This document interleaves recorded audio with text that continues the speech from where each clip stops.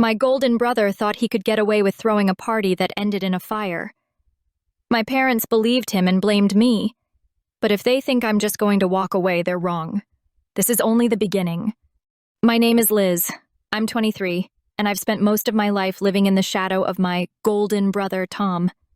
He's 26, the favorite child, the one who can do no wrong in our parents' eyes, and the life of every party. People gravitate toward him as if he's some sort of magnet for attention, charm, and success. But behind all that, it's nothing but a facade. Imagine growing up knowing that no matter how badly Tom screws up, it's never his fault. It's always someone else to blame or just written off as an accident. And who jumps in to save him? Of course, our parents, always there to sweep his mistakes under the rug like he's made of delicate glass.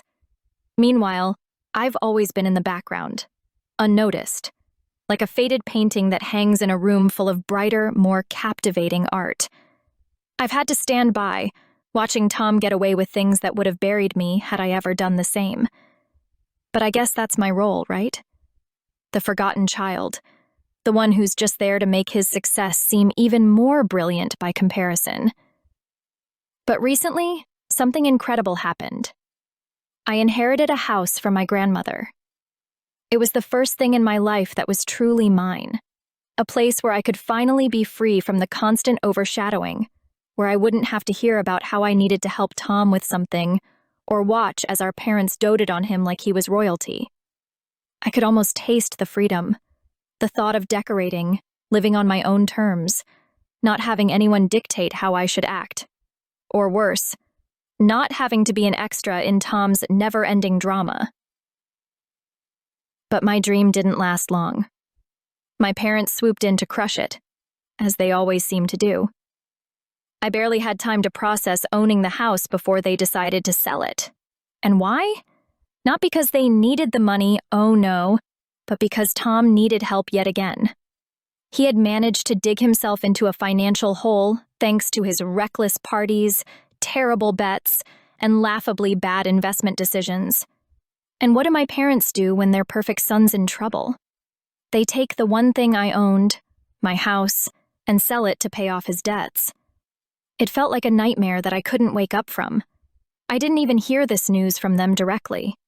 No heartfelt explanation, no sit-down conversation, nothing.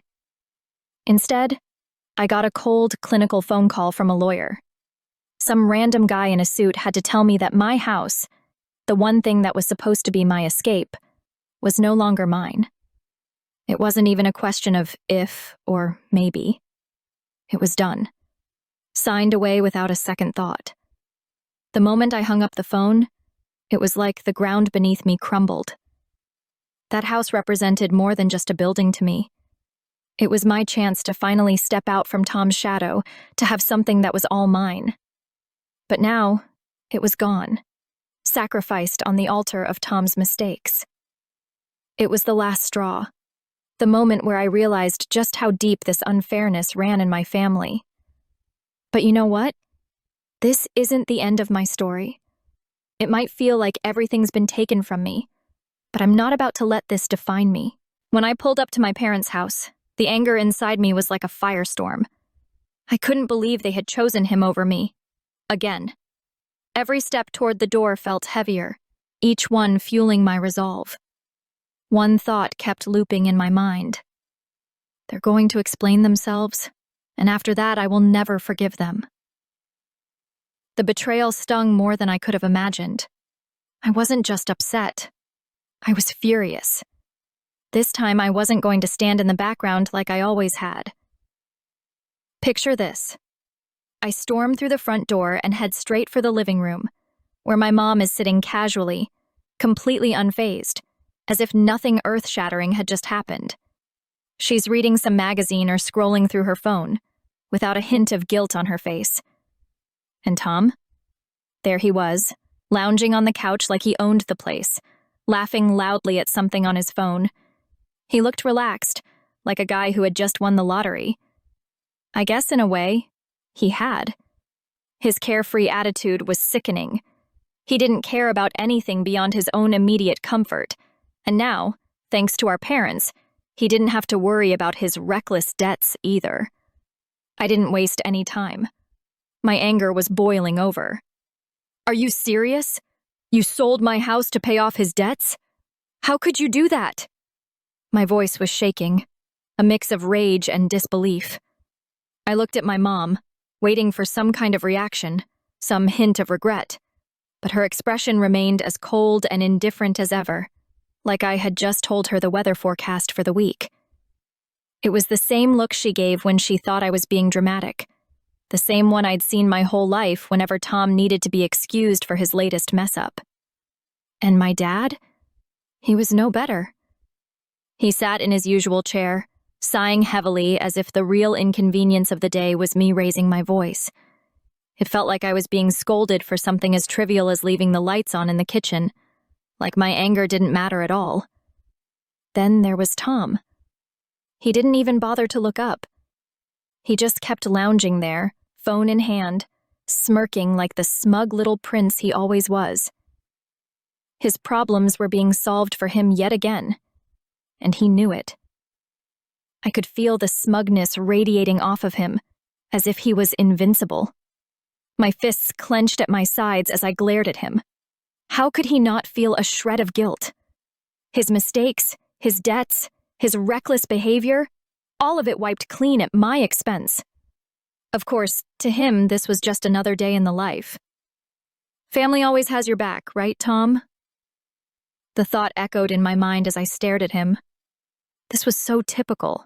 He messed up, and everyone else paid the price while he sat back and watched. I demanded answers, an explanation, anything that would make sense of this insanity, but instead, my mom, in her calm, patronizing tone, said, "It's for the family." She said it like she was on some grand, noble mission, like taking my house from me and giving it to Tom was somehow an act of ultimate sacrifice for the greater good. The way she said it made me want to scream. For the family? When did sacrificing my future for Tom's irresponsibility become a family duty? I stood there, waiting for someone, anyone, to tell me that I mattered in all of this. But the silence that followed was deafening. They didn't even see me. It was like a slap in the face. I could feel my heart pounding in my chest, my mind racing with every unfair moment, every time they had chosen him over me. I thought maybe this time would be different, that maybe this time they'd see what they were doing to me. But no. They had shown their true colors once again. Tom would always be the center of their world, and I would always be the one standing on the sidelines, watching my life be used as collateral for his mistakes. I couldn't take it anymore. My emotions were overflowing, and I knew I was on the verge of breaking down. One thought kept ringing in my head. That's it. I'm done. Without another word, I turned on my heel and walked out the door. It felt like leaving a battlefield where I had been fighting alone the entire time, where no one even noticed I was bleeding. But in that moment, as I walked away, I made a vow to myself. No more sacrifices. No more playing the forgotten child. They had made their choice, and now I was making mine. Tom could have everything, for now. But I was done being their afterthought. Let's talk about Tom's so-called party of the year. According to him, it was supposed to be an unforgettable event, the pinnacle of social gatherings. As if we hadn't seen 100 of his chaotic, booze-soaked get-togethers before. But this one was different, not because of the party itself, but because it was happening in my former house. Yes, the house that was mine until it became just another stage for Tom to show off to his pack of low-life friends. I went, not because I wanted to party with them, but because I had to see for myself what they were doing to the place that had once been my sanctuary. The party kicked off the way you'd expect. Loud music, people spilling into every corner of the house like they were at some outdoor festival rather than in someone's home. The atmosphere was hyped, laughter echoing through the rooms, and everyone dancing like there was no tomorrow. It was chaotic, but at least it seemed somewhat controlled. That didn't last long.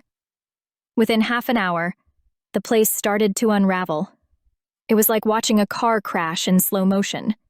First, the drinking ramped up to levels that made me question the future of every liver in that house. People were chugging anything they could get their hands on, with zero concern for the damage they were causing, both to themselves and to the house. One guy in particular caught my eye. He popped open a beer with a kind of desperation that suggested it might be his last drink on Earth. But instead of drinking it, he decided to start swinging it around, sending foamy beer everywhere, on the furniture, on the walls, on the floor. I stood there, almost ready to scream, "Do you even know what respect for someone else's property means?" But I knew it would fall on deaf ears. Just when I thought things couldn't possibly get worse, they did. I caught sight of one of Tom's buddies, barely able to stand, smoking inside the house. Who does that? He was slouched on the couch, staring blankly at his cigarette like it had just dawned on him that he wasn't in some grimy dive bar. I had to resist the urge to walk over and say, "Dude, this isn't an alley, and you're not in some rundown club. This is a home." The energy in the room was shifting, and not in a good way. The drunker people got, the more aggressive they became. The atmosphere turned dark and unpredictable. One guy, who was clearly too far gone, started shadowboxing with an actual shadow. I kid you not. He stood there, waving his fists in the air, yelling at nothing. "Don't look at me like that." It was like watching a bad sitcom, except it wasn't funny. It was disturbing. How was this my life now? This crowd, these people, they weren't just out of control, they were dangerous. Meanwhile, others were treating the house like it was some kind of disposable playroom. Furniture was being knocked over, glass was shattering, and no one seemed to care. I watched, helpless and seething, as they broke chairs, tables, anything that got in their way, as if it were a rite of passage to destroy everything in sight. My stomach twisted in knots, a mix of fear and outrage. This was my house. At least, it had been. And now, it was being torn apart in front of my eyes. I kept telling myself to stay calm, to ride it out. But the longer I stood there, the harder it became to breathe. It felt like I was trapped in the middle of a storm, watching helplessly as the wind tore everything apart.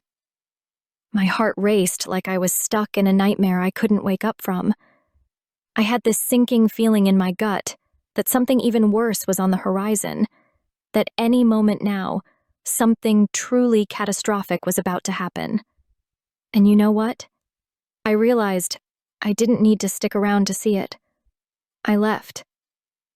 I walked out the door and didn't look back. It wasn't worth staying. But as I stepped out into the night, leaving behind the chaos, I felt a deep, raw pain gnawing at me. The house that had once been my refuge, my safe space where I could escape the madness of my family, was now a war zone. It wasn't just a house being destroyed. It was a piece of me. That house had meant freedom, a fresh start. And now it was just rubble in the hands of people who didn't care about anything except their own entertainment. The knot in my stomach grew tighter with each step I took away from the party. Fear, yes, but more than that, a deep, burning anger. I wasn't just angry at Tom or at his friends, but at the whole situation, at the unfairness of it all. My house, my life. It had all been sacrificed for someone who didn't deserve it. And that night, as I walked away from the wreckage, I knew one thing for sure. I was done. Done with being the forgotten one. Done with being used. That night, the house caught fire, and in an instant, everything went from bad to worse. It wasn't just chaos anymore. It was a full-blown disaster. One of Tom's brilliant guests, probably the same guy who was trying to fight his own shadow, managed to knock over a candle. Yes, a candle. How they even had an open flame at this kind of party, I'll never understand. But there it was. And in a flash, the flame caught on something flammable, and just like that, the house was engulfed. The fire spread with terrifying speed, as if the walls were made of dry paper. It was surreal. The scene inside didn't change much at first. The partygoers were too drunk, too far gone, to notice that the house was literally starting to burn down around them.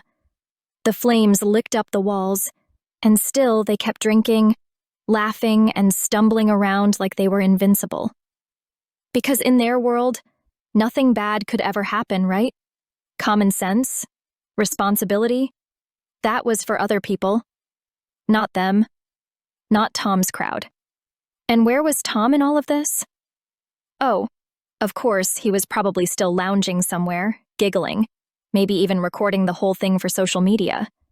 He never seemed to grasp the seriousness of anything, always assuming he was untouchable, always thinking he had everything under control. He lived in a bubble, and I guess it hadn't occurred to him yet that this time, there was no safety net. I didn't find out about the fire until the next morning. I was scrolling through my phone, half asleep, when I saw a video in my newsfeed. At first, I thought it was just another random disaster clip. But then, I looked closer. That was my house, or what was left of it, burning to the ground. My heart stopped. For a moment, I just stared at the screen, frozen. It felt like I'd been sucker punched. How could this be real? My mind couldn't process it. My house, the place that was supposed to be my safe space, was now an inferno. My sanctuary, the one thing that had once belonged to me, was gone, reduced to ash and flames. I rushed to the scene as fast as I could. When I arrived, the reality hit even harder. It was like walking into a disaster movie. Fire trucks lined the street, police were trying to control the growing crowd of onlookers, and the smell of smoke still hung heavy in the air.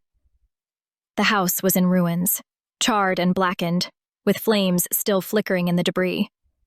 My heart was pounding in my chest, the knot in my stomach tightening with every step I took.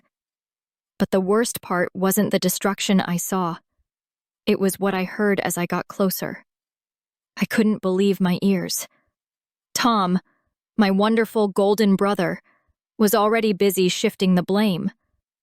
As soon as he saw me, he started shouting across the street, pointing his finger in my direction. He had the nerve to say it was me who had come to the party, caused a scene, and, get this, started the fire out of revenge for losing the house. The second I heard him, my blood boiled. It was like I'd walked into some cheap, poorly written thriller where the villain is ridiculously framed for something they didn't do. Are you serious? I nearly choked on my own outrage. I couldn't believe what I was hearing. Tom stood there, his face smug, like he had just uncovered the world's biggest conspiracy. He was so confident, so sure that his story would stick. And then, to add insult to injury, one of his drunken pals, who probably couldn't even remember his own name from the night before, stumbled forward and muttered, "Yeah, Liz was there. She was angry. She could have done it." His slurred speech was evidence of just how reliable he was as a witness. Perfect. This was the dream team that was going to pin a fire on me. Fantastic. Tom kept pushing the story, as if repeating it enough times would somehow make it true. He looked at me like he'd already won, like he had caught me red-handed. And the worst part? My parents were standing right there, nodding along with him. They didn't question him for a second. They didn't even hesitate. It was like they were already convinced I had done it, ready to believe whatever garbage Tom spewed because, after all, he could never be at fault. Not their precious golden child. I stood there, in complete shock, as the scene unfolded in front of me. My own family, turning against me without a second thought. I wanted to scream, to shake them, to make them see the truth. But all I could do was stand there, numb, watching this absurd, tragic play unfold. My house was gone, and now they were trying to take my integrity too. I didn't even recognize the people in front of me anymore. It felt like the ground was falling out from beneath my feet, like everything I had known was unraveling before my eyes. In that moment, surrounded by the smoke, the destruction, and the lies, I realized just how far gone things were. This wasn't just about a house anymore. It was about everything.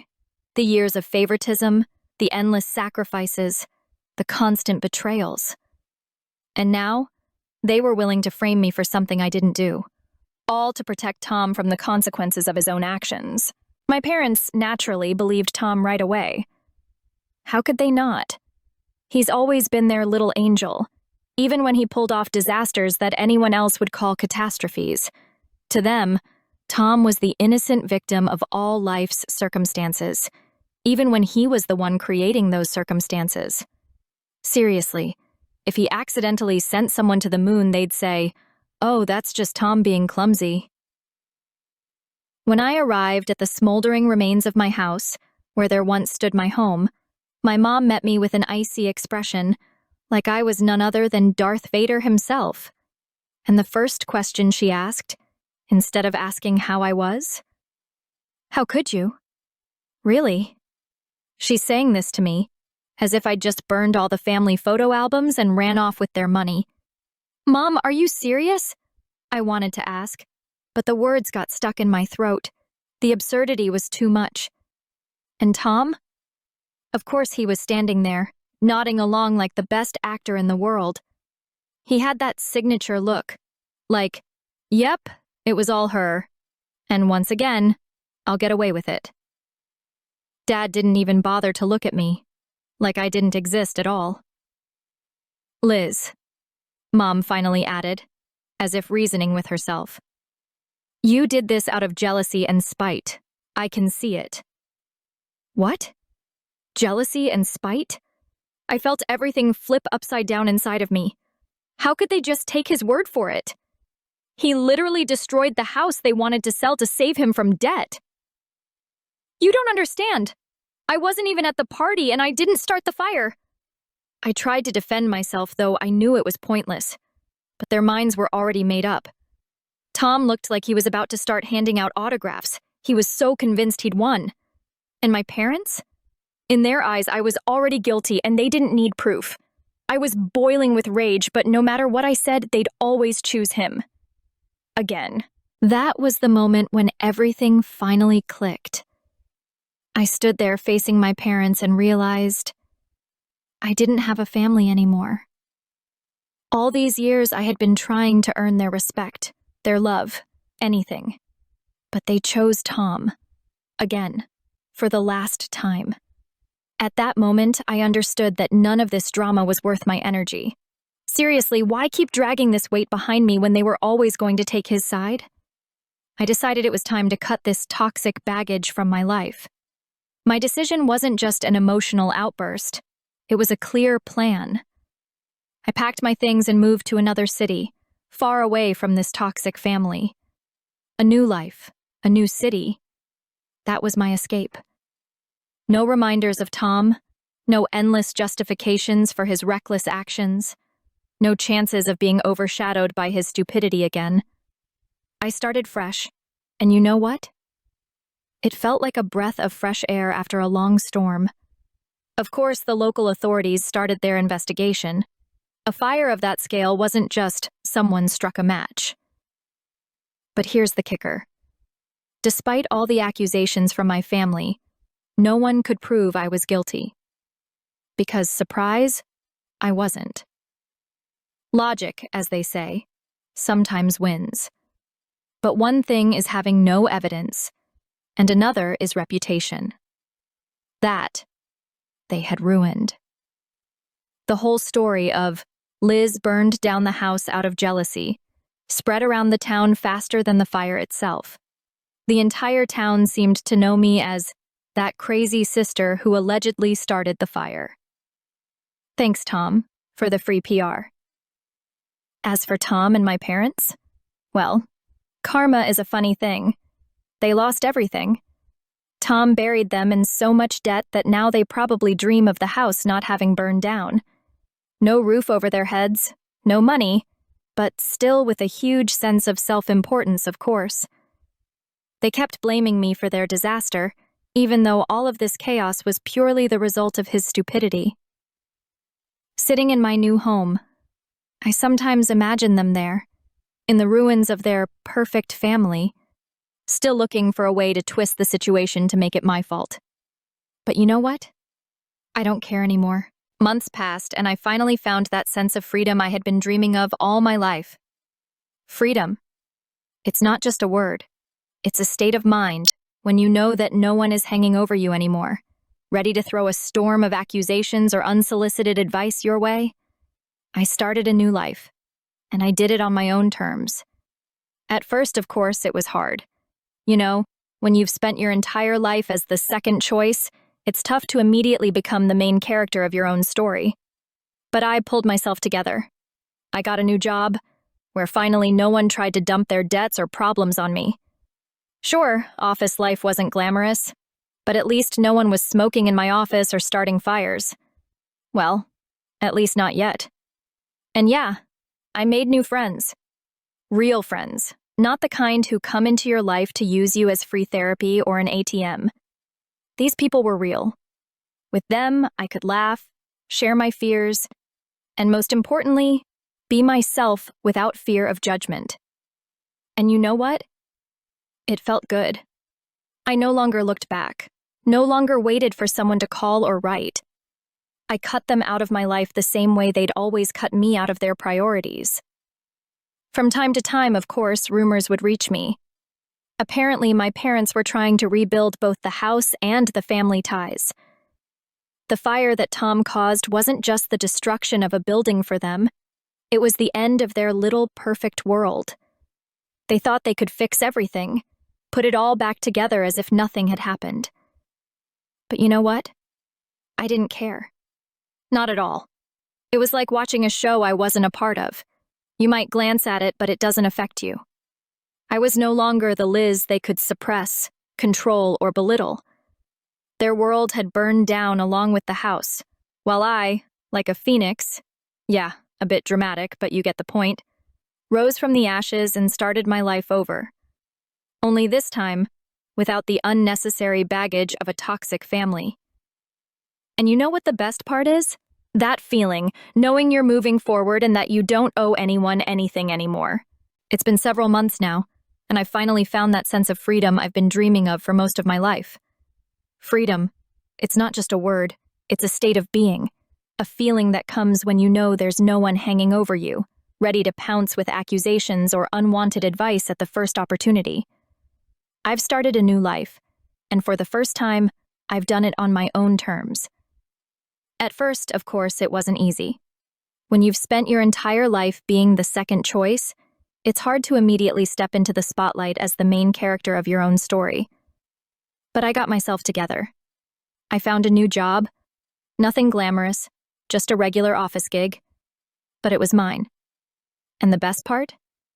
No one there was trying to offload their problems on me. No one was smoking inside or hosting wild parties that ended in disaster. Well, at least not yet.